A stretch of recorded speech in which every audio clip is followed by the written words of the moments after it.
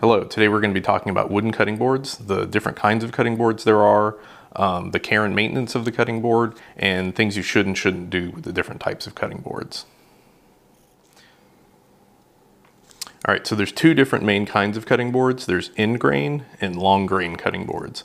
Long grain cutting boards, of which these two are, have the grain running in this direction. So this is the direction the tree grew. And you can see the grain sides here in some of these pieces. In grain, they cut them and flip them up such that the grain is running this way. This is really important, the difference between these two. And you can see the in grain ones tend to have a lot of checker type patterns, whereas the long grain ones tend to be more striped. I have a bundle of toothpicks here to illustrate. So when you cut with a long grain, and you cut across it, you're cutting the fibers of the wood. So you can see here, this one's got a bit of damage on it from just a little bit of cutting I've done. Whereas the end grain ones, I'm losing my toothpicks, when you cut with them, their grain that's oriented like this, you're kind of cutting in between the little straws and fibers that make up the wood. And so you tend not to do much damage. If you take a look at these two boards, I've used these pretty extensively. I cooked quite a bit over the last few years, and both of them showed very minor damage. And actually, once we go to refinish these, put a little oil on them, they'll look much nicer. So end grain cutting boards are excellent for everyday use, lots of chopping and things like that. Long grain cutting boards, I tend to call them cheese boards because they're more useful for just presenting cheeses and crackers and stuff. Think of it more like a display platter than an actual cutting board. Okay, let's talk a little bit about care and maintenance of these two boards. This is one that's fairly new and has a good finish on it. It has a nice deep color, and it may be hard to see, but it's got a little shine to it. This one I've made a number of years ago, and it's been used quite a bit, and it's probably in need of some oil. The surface doesn't feel as kind of waxy smooth as this one. And if I take a little bit of water and splatter it on this guy, all the water beads up really nicely. If I take some water on this one, it kind of flattens out. I don't know if it's easy to see that or not. So when you stop having that beading effect, then it's kind of time to go ahead and finish. So I'll dry him off. And it's always important with these boards that once you wash them, you just dry them off pretty quickly so you don't want water incursion. This is what I use on long grain cutting boards, Howard's Butcher Block Conditioner. It shows actually an end grain cutting board on the front, but I kind of prefer this for long grains than for end grains. It's food grade mineral oil and natural waxes. You can pick this up at Home Depot or online. It's $5 or $6 a bottle. It's not too bad. So what you do is you just squirt a little on like that. I take a paper towel, fold it up a couple times, and kind of rub this into the surface where you're going to be doing most of your cutting. And then go along the edges, and especially these end grains here, you want it to rub in there. And go all the way around, and you'll see it deepen and darken a little bit, and that's good. Now, you're not going to get much of this to soak in, which is why I like the stuff with wax. Even mineral oil is not going to soak in very deep. So just let this sit a few minutes, and then you go ahead and you take another clean paper towel and you wipe it all off, buff it good, and you're good to go. Cheese boards like this, if you don't use them too often, probably only need to do this maybe once or twice a year. All right, now let's talk about end grain cutting boards. These are really good for heavy duty everyday chopping of meats or vegetables or whatever you want.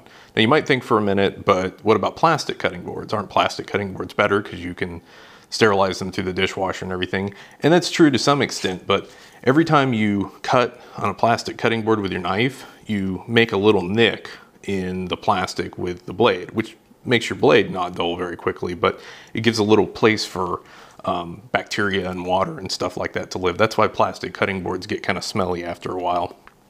Again, back to my toothpick example here.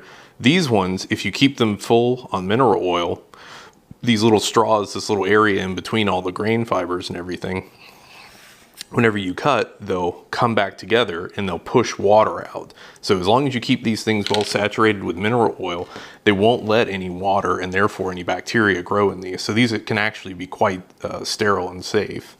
Now I used the mineral oil with wax on the long grain cutting boards for these kind of cutting boards I tend to use. This is a mineral oil I got from IKEA. And here's a mineral oil. It's actually from the pharmacy section of Publix in this case. This is intestinal lubricant, but it's food grade mineral oil. So I've seen little teeny bottles of this stuff specifically for cutting boards go for $8 or $10. This was, I don't know, $4 or $5, maybe even less. Don't pay a lot of money for it. Just go get the mineral oil from the pharmacy. It's the same stuff. So what you do is you get these guys, and you can see how it looks kind of darker here and maybe a little lighter around the edge. Water isn't beating up very nicely on this, so we're going to go ahead and do both of these. And I'll do just half at a time so that you can get an idea of what they look like when they're starting to get properly saturated, and what the difference between a well-oiled cutting board and a not well-oiled cutting board is. Now I just give it a nice heavy squirt. Again, this stuff's pretty cheap. Fold up a paper towel and start to kind of rub it in. And again, this is end grain, so this is like a bunch of little straws that are all packed together, and this stuff's gonna slurp this all right up. And actually, this board maybe wasn't in as bad a shape as I thought it was. But we'll go ahead and cover up half of it. And then you're just gonna wanna let that sit. That's gonna take a little while, maybe come back in 5 or 10 minutes and watch it draw all that up. This one here, maybe could have used a little bit. Yeah, it wasn't in quite as good a shape. So you can see how it's darkening and deepening the color and everything in the wood as you put this stuff on. So just continue to kind of push this stuff around and get a nice little coating on top.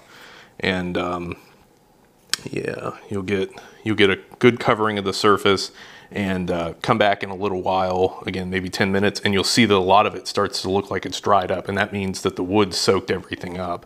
And that's good. That's what you want. You want to really saturate this board with that. So we'll just let this sit for a few minutes and see what happens. Set a rag off to the side and come back. Okay, so here we are. It's just a few minutes later. If I tilt this guy a little bit, I had a big pool of oil here, and the edges have started to dry and soak in. There's still kind of a pool in the center, but it's much smaller than it was. This guy wasn't in too bad of a shape. Similarly, this one, there's a couple of dry spots in the center where some of the sections of wood have really soaked up, but neither of these were in too terrible a shape. When you first get one of these, they're gonna probably be pretty dry, and you're gonna wanna oil them maybe every other day or so. After a few months, you know, maybe that's just for the first week to oil them every day, but after a few months, you'll get them saturated pretty good, and maybe only oil them once every couple of months. Again, take a look at them and see where places look dry, like in here. Wipe some oil on, see how long it takes for them to soak up, and splash a little water and see if the water was wanting to soak into the wood pretty readily, then you know you're about to do for another oiling. And just kind of flood the surface, wipe it around with a paper towel, walk away, come back. If it soaked everything up, flood the surface again with just a little slick on there, wipe it, come back, and just keep doing that until you get it all down, and then take a fresh paper towel to buff away the excess. All right, with the boards properly oiled, you can see this one for contrast. This one side I didn't oil, this side I did, so you can see how this is much deeper and darker than this side. Similarly, there's some differences over here from here. But now that you've got them properly oiled, the last thing comes to use. So remember, chopping meats and vegetables on the long end grains, cheese and crackers, things like that, fancy meats on the long grains, no heavy cutting here. When you go to clean them, all you have to do, and this is for both types of boards, is take them to the sink. You can use hot soapy water, you know, scrub brush, sponge, whatever, to clean them off, rinse them off in hot water, and then immediately dry. Do not submerge them in water, and never put them in the dishwasher. I've already had a friend do that to one of the cutting boards, didn't survive a single trip through the dishwasher. When they sit in hot water like that, it wants to drive the mineral oil out, and then it soaks up all that water and splits the board. So if you take some care, with a little bit of basic maintenance and oiling, boards like this can last, honestly, safely for decades. I've had this one for many years, and I cut on it multiple times a week for cooking dinner. So these can really be almost lifetime tools in the kitchen. So thank you for watching.